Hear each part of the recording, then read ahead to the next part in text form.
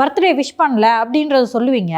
அதோட முக்கியத்துவம் எனக்கு அப்போ புரியலைங்க சார். ஆனால் இப்போ புரியுது. அது நீங்கள் திரு எடப்பாடி பழனிசாமிக்கு சொல்கிற பர்த்டே விஷ் மட்டும் கிடையாது, உங்களோட எதிரிகளுக்கு கொடுக்குற மெசேஜ் அது. எக்ஸாக்ட்லி. எந்த விஷயம் உங்கள் எதிரிகளை பயமுறுத்தும், உங்கள் எதிரிகளை நெல்லிக்காய் மூட்டை மாதிரி செதற வைக்கும், அந்த அஸ்திரத்தை பயன்படுத்தாமல் திரு விஜய் அவர்கள். சிம்பிளான விஷயமா 4 வரியில் பர்த்டே விஷயத்தை சொல்கிறதுனால என்ன எடப்பாடி 200 வருஷம் வாழ போகிறாரு? இல்லை தம்பி சொல்லிச்சு 2 துண்டு கேக் எக்ஸ்ட்ரா விட்டுப்பான்னு சொல்ல போகிறாரு? இது ஒரு பாலிடிக்ஸ். இதை பண்ண தெரிஞ்சிருக்கணும். கோட் அவுட்டிங் என்றைக்குமே எதிரியை குழப்பத்திலே வச்சுருக்கணும் சார். அதான் அரசியல். இன்னொன்று கூட எனக்கு தோணுதுங்க சார், ஒருவேளை இவர் பொருந்தா கூட்டணி அப்படி இப்படின்லாம் பேசாமல் அதிமுகவை தாவேக்காவுக்கு நேர் எதிராக நிறுத்தாமல் இருந்திருந்தாங்க சார். ஆம்புலன்ஸ் வந்ததெல்லாம், அதிமுகவுடைய கூட்டத்துக்கு ஆம்புலன்ஸ் வந்ததெல்லாம் திரு விஜய் அவர்கள் கண்டிச்சிருந்தா அவர் அதிமுக காரங்களை வின் பண்ணியிருப்பார். ஆமாம், அப்படி தானே வின் பண்ணணும். வந்துருந்துச்சுன்னா அதிமுக தொண்டர்களை விஜய் இப்படி கொண்டாடி இருப்பாங்க. இப்படி தானே அங்கேருந்து வின் பண்ணனால. தாவேகாவின் பொதுச் செயலாளர் திரு அருண்ராஜ் அவர்கள் இப்போது தான் முதல் முறையாக விஜய் அவர்களோட வீடியோவுக்கு பிறகு ஒரு அஃபிஷியல் ஸ்டேட்மெண்ட்டு இப்போது தான் வந்திருக்கிறது. நாம் இதைத்தான் அஃபிஷியல் வேர்ஷனாக எடுத்துக்கொள்ள வேண்டும். 2 விஷயங்களை திரு அருண்ராஜ் சொல்கிறார். ஒன்று, திரு விஜய் அவர்கள் பாதிக்கப்பட்டவர்களில் 33 பேரின் வீட்டுக்கு வீடியோ கால் மூலம் பேசியதாக திரு அருண்ராஜ் அவர்கள் சொல்லியிருக்கிறார். இன்றைக்கு நாளேடுகளிலும் அந்த செய்தி வந்திருக்கிறது. 2வது விஷயம், திரு அருண்ராஜ் அவர்கள் சொல்லுவது, கரூருக்கு செல்வதற்கு தேதி இன்னும் முடிவு செய்யப்படவில்லை. கரூருக்கு செல்வதற்கு மின்னஞ்சல் மூலம் பாதுகாப்பு ஏற்பாடுகள் தருவதற்காக டிஜிபிக்கு கோரிக்கை வைக்கப்பட்டுள்ளது அப்படின்னு சொல்லியிருக்காரு. இது எப்படி பார்க்குறீங்க?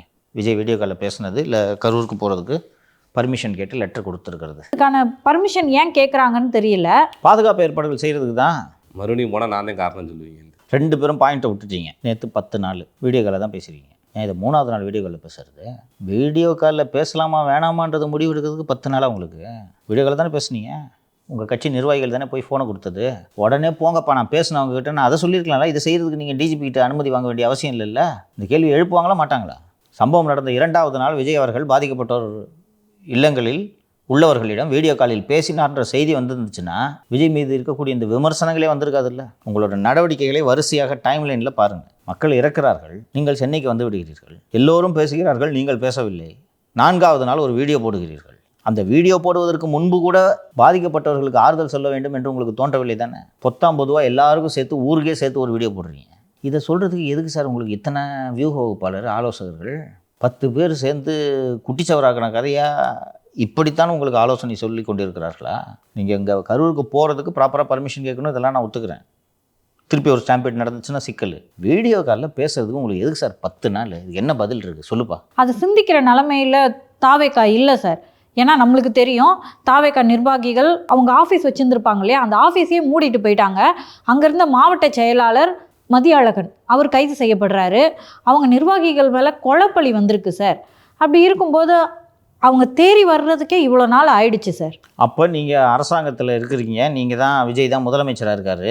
கள்ளக்குறிச்சியில் நடந்தது போல் ஒரு கள்ளச்சார சாவு 60 பேர் செத்து போயிட்டாங்கன்னா அந்த தாக்கத்துலேருந்து விடுபடுறதுக்கே உங்களுக்கு 10 நாள் ஆகிடுமா? அப்போ நீங்கள் அரசாங்கம் நடத்த லாய்க்கில்லை, அப்படி தானே? சொல்லுங்கள். எனக்கு புரிஞ்சுக்க முடியாது. அதாவது விஜய் அவர்களும் அவங்க நிர்வாகிகளும் அந்த தாக்கத்தில் இருப்பாங்க. அதாவது இறந்துட்டாங்க அப்படின்னு சொல்லிட்டு ஒரு தாக்கத்தில் இருப்பாங்க. ஆனால் வீக வகுப்பாளர் இந்த நேரத்தில் தான் கரெக்டாக செயல் பண்ணணும்ல சார். ஏன்னா அவர் மேலே வழக்கு கூட இல்லை. இப்போ அவர் தானே சார் பார்த்துக்கணும். எல்லாரும் சேர்ந்து தான்ப்பா பொறுப்பு. நான் கேட்குறதுக்கு பதில் சொல்லு. சாவு வீட்டில் இருக்கவங்களுக்கு, இறந்து போனவங்க கிட்ட ஃபோனில் பேசி ஆறுதல் சொல்கிறது உங்களுக்கு 10 நாளான்னு கேட்குறேன். வீடியோ காலில் கூட பேச வேணாம், ஆடியோ காலில் பேசுங்க. அரசியல் கட்சி நடத்துறீங்களா, உங்கள் மீது விமர்சனம் வந்துட்டு இருக்குல்ல. விஜய் பாதிக்கப்பட்டவர்கள் எல்லார் வீட்லேயும் பேசிட்டாருங்க அப்படின்னு நீங்கள் செய்தி வெளியில் வந்துருச்சுன்னா பாதிக்கப்பட்டவங்க சொல்லுவாங்களே, ஏங்க தலைவர் பேசிட்டாருங்க போங்க சொல்லிருப்பாங்களா? எம்ஆர் விஜயபாஸ்கர் போகிறாரு, நயினா நாகேந்திரன் போகிறாரு, செந்தில் பாலாஜி போகிறாரு, நீங்கள் போனீங்களா? அப்போ என்ன அரசியல் கட்சி நடத்துகிறீர்கள்? ஒரு சம்பவம் நடந்துச்சுன்னா அந்த பாதிப்புலேருந்து வெளில வரதுக்கு உங்களுக்கு 10 நாள் ஆகும்னு புரிஞ்சுக்கலாமா? 10 நாள் கம்மியாக உங்களோட ரியாக்ஷன் டைம் இல்லை, அப்படி தானே? எப்படிப்பட்ட எதிரியை சந்திக்கிறோன்ட்டு அந்த எதிரியோட பலம் என்னன்றதை நீங்கள் அசஸ் பண்ணீங்களா? உங்களோட ஸ்டார் பவரை வச்சுட்டு அந்த எதிரி ஈஸியாக வீழ்த்திடலான்னு நினச்சிங்க தானே நீங்கள்? திமுகவே ஒரு மிகப்பெரிய இயந்திரம், அது கூட அரசு இயந்திரமும் சேர்ந்துருக்கு. அந்த எதிரியை எளிதாக கையாண்டலாம் நீங்கள் நினச்சிங்க. அதோட நீட்சி தான் இது. ஆனால் துரைமுருகன் போன்றவர்கள்லாம் 5 விஜய் வீட்டுக்குள்ளேயே உட்காந்துட்டாரு அப்படின்ற குற்றச்சாட்டு சொல்கிறாங்க சார். சரி, வேறு எப்படி சொல்லுவாங்க உங்கள் எதிரி? இப்படி விமர்சனம் வருன்றதை எதிர்பார்த்து நீங்கள் அதுக்கான கவுண்டர் நடவடிக்கைகளை எடுத்துருக்கணும். இன்னொன்று, சிம்பிளாக நீங்கள் பேசியிருந்தீங்கனாலே இந்த பேச்செல்லாம் பேச முடியாது இல்லை. இப்போ பேசத்தான் செய்வான். நீங்கள் அழிஞ்சு போகணும்னு நினைக்கிற எதிரி உங்களை வாழ்த்துவானா? பக்குவமாக நடந்து கொண்டிருக்கிறார் விஜய், 20 நாட்களாக வாயை திறக்காமல்னு உங்கள் எதிரிகள் உங்களுக்கு வாழ்த்துவாங்களா? இதுதான் அரசியல். விஜய் அவர்கள் இதை புரிந்து கொண்டு நடந்து கொள்ள வேண்டும், அவ்வளோதான். விஜய் மேலே மக்களுக்கு ஒரு நன்மதிப்பு இருக்குது சார். ஆனால் அரசியலுக்கு வந்துட்டாரு, அந்த ரூல்ஸ் சரியாக தெரியல, இல்லாட்டி அந்த ரூல்ஸை அடாப்ட் பண்ணிக்கிறதுக்கு கஷ்டப்படுறாரு அப்படிங்கிறத இந்த இன்ஸ்டன்ட் புரிய வச்சிருக்கு. புலிவாலை பிடிச்சிட்டாராங்க சார் திரு விஜய். தான் புலிவாலை பிடிச்சிட்டாருன்னு சொல்லிட்டீங்களே, புலிவாலை பிடிச்சா என்ன ஆகும்? விட முடியுமா? முடியாது. ஆகிற வேலையை பார்க்கணும். புலி அடக்கிறதுக்கு என்ன வேலையோ அதை பார்க்கணும். சார் நேற்று சோசியல் மீடியா ஃபுல்லாக வந்துட்டு ஒன்று தான் ட்ரெண்டிங்கு. நேற்று திருமாவளவன் அவர்களுடைய கார் முன்னாடி போய் இருசக்கர வாகனத்தின் மீது இடிச்சு உடனே வந்து கார்லேருந்து நிறைய பேர் விசிக தொண்டர்கள்லாம் இறங்கி டப்புன்னு அவரை அடிக்க ஆரம்பிச்சிட்டாங்க சார். என்னதான் சார் அங்கே நடந்துச்சு உண்மையிலேயே?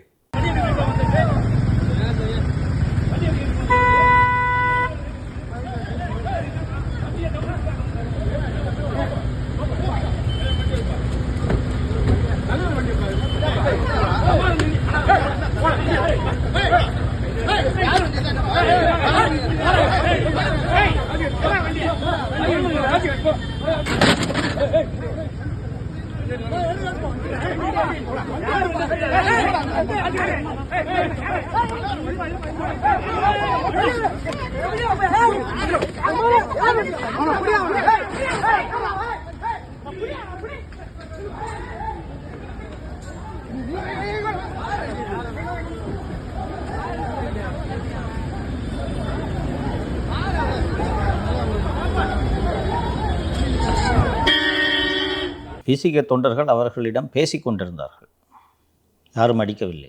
நீங்களும் அந்த திருமாவளவன் அவர்கள் மாதிரி ஊட்டாதீங்க சார். திருமாவளவன் அவர்களின் உயிருக்கு ஆபத்து, Z+ கேட்டகரி பாதுகாப்பு வேண்டும் அப்படியே நாகப்பட்டினத்தில் ஆர்ப்பாட்டம் நடந்துட்டு, சாலை மறியல் நடந்துட்டு இருக்கு, பார்த்தியா? அப்படியா? ஆமாம், அவர் உயிருக்கு ஆபத்து. விசிக கட்சி மேல் தொடர்ந்து இருக்கக்கூடிய குற்றச்சாட்டு ரவுடித்தனம் பண்ணுறாங்க, கட்ட பஞ்சாயத்து பண்ணுறாங்கன்ட்டு இருக்கிறது தான். ஒரு தலைவர் இருக்கிறாருன்னா அவர் முன்னாடியே இப்படி ரவுடித்தனம் நடக்கிறத அவர் அனுமதிக்கலாமா? அந்த பாரிஸ்க்கு போயிருந்தீங்கன்னா தெரியும், அந்த வழக்கறிஞர்கள் இங்கிட்ட அங்கிட்டு போயிட்டு வந்துட்டுருப்பாங்கன்னு சொல்லிட்டு வரிசையாக 2 இடத்துல ஸ்பீட் பிரேக்கர் இருக்கும். வேகமாலாம் அங்கே போக முடியாது, இன்னொரு ஜனங்க வந்து போயிட்டே இருப்பாங்க, வக்கீலுங்க. அதுவும் ஒர்க்கிங் டேயில் கசன்னு இருக்கும் இந்த இடம். 15 கிலோமீட்டர் 20 கிலோமீட்டருக்கு மேலே ஸ்பீடில் போகவே முடியாது. இந்த ஸ்பீட் பிரேக்கரில் ஏறி இறங்கும் போது லைட்டாக அந்த ஸ்கூட்ரு இடிச்சிருக்குது. அதனால யார் வண்டிட்டு தெரியாமல் நிறுத்தி கேட்டிருப்பாருன்ட்டு தான் நான் புரிந்து கொள்கிறேன். இந்த குரூப்னு தெரிஞ்சுன்னா ஓட்டிட்டு போகிறது, ஸ்கூட்டர் எடுத்துக்கிட்டு அப்போ இடிஞ்சாலும் பரவாயில்ல, இப்போ உடுப்பா ஏதோ வண்டி 2 வீல் இருக்குன்ட்டு ஓட்டிட்டு போகிறது. அவரும் வழக்கறிஞர் இல்லை, தெரியல, நிறுத்திட்டு பார்த்து ஓட்ட மாட்டேன். நார்மலாக ரோட்டில் நடக்கிறது இது. இருந்தாலும் அந்த கொடியை பார்த்துருக்கணும்ல, அவர் கொடியை பார்த்தோன்னே ஓடி இருக்கணும். அவர் அப்படி திரும்பி அந்த பக்கம் தம்புச்சட்டி சீட்டில் வண்டி விட்டு சர்றன்னு போயிருந்துருக்கணும். தெரியாமல் அவர் நிறுத்திட்டு எப்போ பார்த்து ஓட மாட்டேன்னு ஏதோ பேசியிருக்காரு. அவ்வளோதான் நடந்தது. திரும்ப இருக்கார் வண்டியில், இங்கே ஃப்ரண்ட்டில் உட்காந்துருக்காரு, கிளியராக விஷுவல்ஸ் தெரியும் அவர். அதுக்கப்புறம் தான் பின்னாடி இருந்து ஒரு எஸ்கார்ட் செக்யூரிட்டி போலீஸ் வர்றாங்க. வந்து அவர் பேசிக்கிட்டே இருக்கார். திரும்ப கூட இருக்கிற ஒருத்தன் வண்டியை பிடிங்கி தள்ளி விட்றான்ப்பா. தள்ளி விட்டோன்னா அந்த வண்டி போய் முன்னாடி விழுது. அதனால பேசிக்கிட்டே இருக்கார். பேசிகிட்டு இருக்கும்போது பட்டன்னு அடிக்கிறாங்கப்பா. அதனால உயிருக்கு பயந்து தாண்டி எதிர்க்க பார் கவுன்சில் இருக்குது, போலீஸை கூட்டிகிட்டு போய் போலீஸு பிடிச்சி அவரை தள்ளிக்கிட்டு அந்த பார் கவுன்சிலுக்கு போகிறாங்க. ஃபஸ்ட்டு திரும்ப அதை தடுத்துருக்க வேணாம், வண்டியில் இறங்கி நிறுத்துங்கடான்னு சொல்லியிருக்கணுமா? நம்ம வண்டியிலேருந்து இறங்கவே இல்லையா சார் அவர்? ஆமாம். அப்போ உங்களுக்கு சம்மதம் தானே அர்த்தம்? உன் கண்மனை தானே அடிக்கிறான், பதற வேணாமா உங்களுக்கு? இதை ஜஸ்டிஃபை பண்ணி வீடியோ போடுறீங்க. கையை ஆட்டிக்கொண்டே வந்தார், ஆவேசமாக வந்தார். கையை ஆட்டிக்கொண்டு, என்ன கையாட்டக்கூடாதே அவங்க முன்னாடியே? கேட்டால் ஒடுக்கப்பட்டவன்றது. ஒடுக்கப்பட்டவனுக்கு முன்னாடி நீ கையை ஆட்டலாமா அப்படின்னு. இந்த நிலையில்தான் காவல்துறையினரும் இயக்கத் தோழர்களும் அவரை முன்னே போங்கள் அல்லது இடது பக்கமாக நில்லுங்கள் என்று தள்ளுகிற போது தள்ளுமுள்ளு ஆகியிருக்கிறது.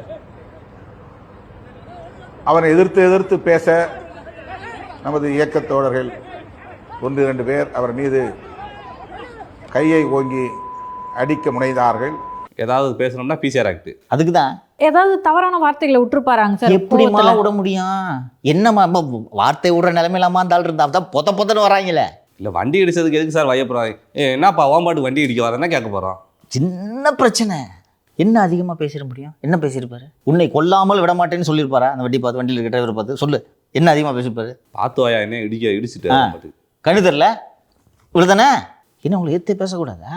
அவன் மேலேயே ஸ்கூட்டருக்கார மேலேயே தப்பு இருக்கட்டும் விடு. ஒரு அரசியல் கட்சி நடத்துகிற என்னென்னு பாருப்பா. அவருக்கு வண்டிக்கு எதனா டேமேஜ், இதானே பெரிய மனுஷன், அவருக்கு எதுவும் டேமேஜான்னு பாருப்பா. என்னப்பா பார்த்து போக மாட்டியா? என்னாச்சுங்க? ஒன்றும் இல்லையான்னா இன்றைக்கி எப்படி பேசிகிட்டு இருந்தேன் திரும்ப பற்றி? என்னப்பா பார்த்து போப்பா அப்படி சொல்லியிருந்தா அவரே கையெடுத்து கும்பிட்டுருப்பாரு. ஓ இவ்வளோ பெரிய மனுஷங்கிட்டே நம்ம வம்புக்கு போக இருந்தோம், அவர் வண்டியை நம்ம இடிச்சுது அப்படின்னு. உச்சநீதிமன்ற நீதிபதி கவாய் அவர்களோட அந்த தாக்குதலை கண்டிச்சு தான் அவங்க போராட்டம் நடத்திட்டு வராங்க. Beautiful comparison. போராட்டம் அதுக்கு தான் போராட்டம் நடத்திட்டு வராங்க. இது என்ன சார்? இன்றைக்கி தான் அந்த வீடியோ காட்சிகள் வெளியாகி இருக்கிறது. நான் பார்க்குறேன், ஜட்ஜ் இப்படி உட்காந்துருக்காரு, திடீர்னு இங்கே வருന്നത് உழுது ஆப்ஜெக்ட், டக்குனு அவர் அலர்ட் ஆகிட்டு அப்படி அவரோட கம்போஷர் குறையவே இல்லை. You please argue. நீ போய் அவன் வண்டி அடிச்சுட்டு அவனையே போட்டு அடிக்கிறீங்கன்னா வெகுஜன மக்கள் உங்களை எப்படி பார்ப்பார்கள்? தொண்டம் பண்ணலாம், புரியுதா? தொண்டை ஏதாவது பண்ணனா ஏதோ கடிச்சிட்டு போகலாம். நீங்கள் பக்கத்தில் இருக்கும்போது இப்படி ஒரு சம்பவம் நடக்கலாமா?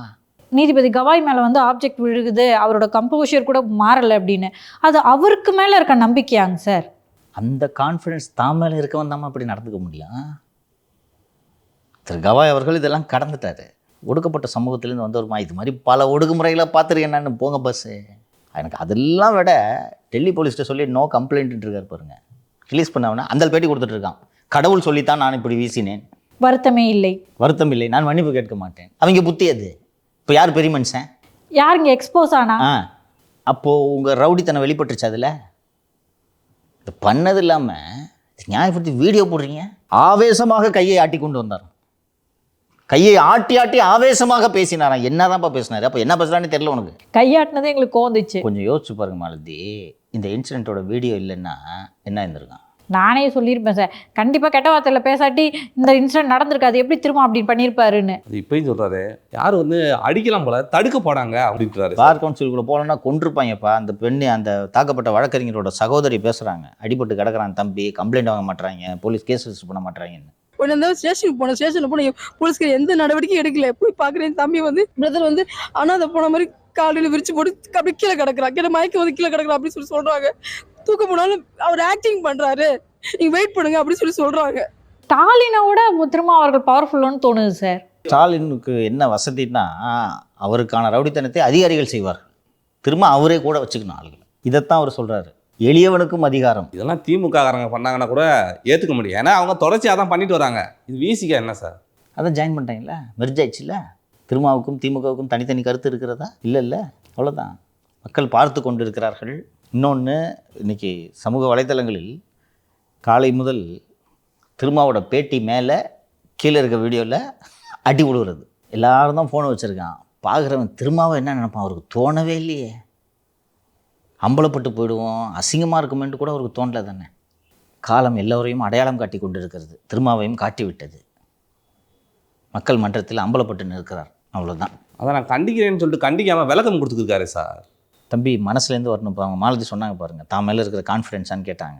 திருமாவுக்கு அந்த கான்ஃபிடன்ஸ் இருந்துச்சுன்னா இறங்கி போய் அந்த போயிட்டு என்ன பாச்சு வண்டிக்கு நேயாச்சுன்னு கேட்டுருந்துருக்கணும். இது என்கரேஜ் பண்ணக்கூடாது. நீ இருக்க தைரியத்தில் தானே அடிக்கிறான், யாருக்கு அடிக்கிறான்? தனியாக அவங்க எல்லாம் வண்டியில் போயிருந்தாங்கன்னு வச்சுக்க, அந்த டிரைவரே தனியாக போயிருந்தாருன்னா யாரும் எனக்கு கோச்சுக்காது, நான் இடிச்சிச்சினேன். திரும்ப இல்லைன்னா அங்கே அத்தனை பேர் போய் அடிச்சிருப்பாங்கன்னு நினைக்கிறேன் நீ. இப்போ இவர் தான் ரவுடி தனத்தை ஊக்குவிக்கிறாரு சார். இதுக்கு நடுவில் சார் திருமாவளவன் அவர்கள் இன்னொன்று வேறு சொல்லியிருக்காரு, பாஜகவுக்கு உண்மையிலே சூடு சொன்னச்சுன்னா விஜய் அவர்கள் உங்களை கொள்கை எதுன்னு சொல்கிறாரு, அவர் கூட போய் உறவாடிக்கிறீங்க அப்படின்றார். பாஜகவினருக்கு உண்மையிலேயே சொரணை இருந்தால் விஜய் அவர்கள் என்னுடைய கொள்கை எதிரி பாஜக தான் என்று அறிவித்த நிலையில் விஜயோடு வலிந்து உறவாட இவர்கள் முயற்சிக்க மாட்டார்கள். தமிழகம் முழுக்க தலித்துகள் மீது ஒடுக்குமுறையை கட்டவிழ்த்து விட்ட கட்சி, உங்களுக்கு மரியாதை தராத கட்சி, ஊரில் இருக்கும் அத்தனை கட்சிகளும் கொடியேற்றுகிறார்கள், உங்கள் கட்சி மட்டும் கொடியேற்ற அனுமதி கிடைக்கவில்லை என்று நீங்களே புலம்பி இருக்கிறீர்கள். உங்களுக்கு சொரணை இருக்கிறதா? நீங்கள் எதுக்காக அப்புறம் திமுக கூட இருக்கீங்க? திமுகவின் தொங்கு சதையாக ஏன் மாறி இருக்கிறீர்கள்? கேள்வியெல்லாம் இவர் அவரை பிஜேபி பார்த்து கேட்கலாமா? சொரணை இல்லை என்னப்போ? உங்களை அடிக்கணும், உங்கள் கூட்டத்தையே காலி பண்ணணும், அதுக்காக அதை விட சொரணை முக்கியம் இல்லை என்று பிஜேபி நினைக்கிறது. என்ன தவறு? சொரணை பார்த்தா இந்த மாதிரி ஒரு கொள்ளை கூட்டத்தை வீட்டுக்கு அனுப்ப முடியாது என்பதை பிஜேபி புரிந்து கொண்டு இதை செய்கிறது. அதை நகைச்சுவைக்காக சொல்கிறேன். அரசியல் இதெல்லாம் பார்த்துட்டு இருக்க முடியாது. உங்களுக்கு சொரணை இருக்கா? எல்லா கட்சிக்காரனும் கொடி ஏற்றுறான், விடுதலை சிறுத்தைகளின் கொடி மட்டும் ஏற்ற முடியவில்லை. மதுரை ஆட்சியர் சங்கீதாவை வெளிப்பு நேம் பண்ணி ஒரு திரும்ப கண்டனம் தெரிவிச்சிருக்காரா? உங்களுக்கு சொரணை இருக்கா? உங்கள் கூட்டணி கட்சி தான் நடக்குது. ஒரு வார்த்தை முதல்வருக்கு ஃபோனை பிக்கப் பண்ணி பேசினாங்க, என் கட்சிக்காரங்க இப்படி பண்ணுறாங்கன்ட்டு கேட்டிருக்கீங்களா? கேட்க முடியுதா? அதுக்கப்புறம் தான் நிறைய தடவை ஸ்டாலினை மீட் பண்ணாங்களே. ராஜீவ்காந்தி அவர்கள் தான் வந்து இந்த தமிழீழ போரில் அந்த பிரபாகரன் அவரை கொள்றதுக்கு ஒரு முக்கிய காரணமாக இருந்தார். அப்படி இருக்கப்ப காங்கிரஸ் கூட பணம் கூட வந்து கூட்டணி வைக்காதுன்னு சொல்லிட்டு இன்னைக்கு அவர் அந்த கூட்டணியில் தான் சார் இருக்காரு. இப்போ சொரணை இருக்கா? தமிழர்களை கொன்றடித்த காங்கிரஸ்னு பேசுனீங்களே, இப்போ சொரணை இருக்கா? எல்லாம் பேசக்கூடாது. ரொம்ப அப்படியே சூடு சொரணை இருக்கிற மாதிரி தான். விடு, இப்போ நண்பர் எனக்கு விடு, இதுக்கு மேலே பேச விரும்பல. இவ்வளோ நாள் விஜய் கிட்ட தான் பிஜேபின்னு பயமுறுத்திட்டு இருந்தாங்க. இப்போ பிஜேபி கிட்டேயும் அதே ஸ்ட்ராட்டஜியை பயன்படுத்துறாங்க. உங்களுக்கு சொரணை இருக்கிறதா? இதோட பாட்டம் லைன் என்னன்றது புரியுதா? தப்பி தவறி சேர்ந்துடக்கூடாது விஜய். பதறாங்க.